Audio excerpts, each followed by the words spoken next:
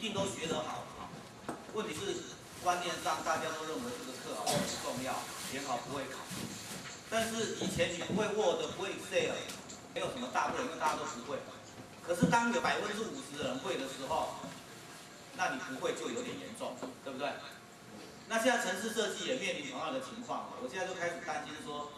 等你们有一天惊觉到说需要会程式设计的时候，你的学弟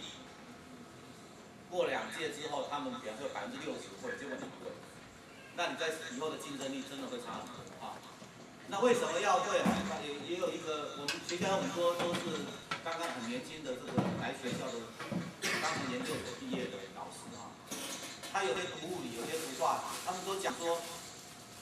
在研究所哈都被抄题抄得要死，现在每个各行各业每个学科大概都要会写，它变成是一个基本动作。然后从第二个观点就是说，这个基本动作的训练也会从高中落到由那个大学落到高中来。那所以，我上个礼拜开始，我就做了一个坑令的那个教学模训让使用，那些东西希望迫使大家能够在课堂上就真的去抠。